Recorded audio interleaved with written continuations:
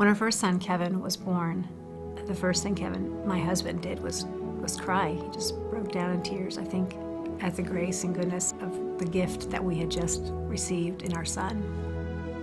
I will say the day Kevin was born was the day I realized why I existed.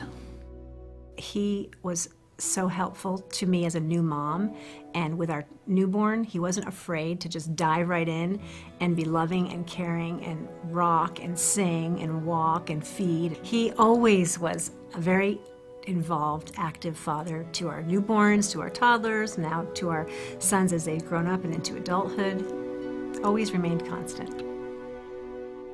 I think if I had to describe my dad, I think he's, one of the most gracious people that I know. He's one of the most caring, one of the most loving. He really knows how to mentor and speak in a way that allows you to receive what he's saying and then really utilize it to the best of your ability. My dad's a very compassionate man, very giving, very generous, and has always had a heart to serve other people. That's really spoken to all of us as his sons. He's always been the kind of dad that will be your best friend when you want him to be, and can be a father when you want him to be, can be a manager when you want him to be. I mean, he knows how to separate both all three. I think now, as I'm an adult, he's become one of my best friends. I would describe my dad as awesome. He just loves being around me, and he usually spends time with me because I'm his only son left that's in his house.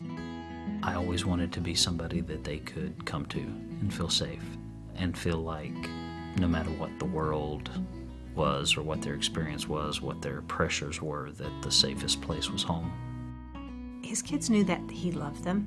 He told them, always. From the time they were born, he still tells them. He still hugs the boys. He's very affectionate. My father-in-law has inspired me to be the best parent that I can be because I saw how he raised his kids, and he did a great job, and I would love to be like that. When I grow up, I want to be a dad just like my own, because he's such a great dad and I connect with him so much, and I wish I could be like my dad. Even when they were little, he and I said, we're raising adults, we're not raising children. These kids are going to spend their lives longer as adults, so we need to train them how to be leaders, world changers, gentlemen, how to act in society, and how to be a blessing to this world. My grandfather, when I left for school, and he was really the father image in my life. He said, Kevin, no matter what happens in your life, no matter how high or how low, just live like you're at the bottom, even if you're at the top. I took that for my life and quoted that to the boys and encouraged them to live their life where everybody has value. My father was, I think, one of the biggest pieces to the puzzle to nurturing me and my brothers in our career.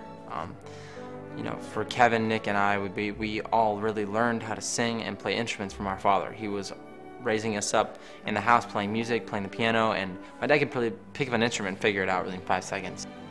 I used to say, okay, now I've been in front of a lot of people, so you still have to listen to me because I have experience. And then they passed that number pretty quickly, and they reminded me of it. But they still listened.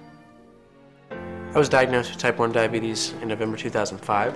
It was a shock to me. I'd had perfect medical history up until that point, and was really shaken by finding that out and having to deal with that. But luckily I had the support of my family and my friends to help me get through it and have peace in my spirit about it all. It was devastating because his musical career had just started, and he thought, why me? And then in the next breath, he said, why not me? And he decided, I am going to make a difference. We learned very quickly that the American Diabetes Association was a great partner to do that with. The ADA was instrumental in helping Nick early on. They were definitely a part of his education, the encouragement that came to him early on. Our main hope is that there'll be a cure, and that we'll see it not just in Nick's lifetime, but to benefit his life. I think the biggest thing that my dad has taught me in life is always be yourself, be true to who you are. I think that goes without saying with our music, with who we are as people, and no matter what it comes down to, all I want to do and all I want to be is, the best son I can be, but more than that, he pushes us for greatness. He always said he was raising leaders, and I hope I can live up to that one day.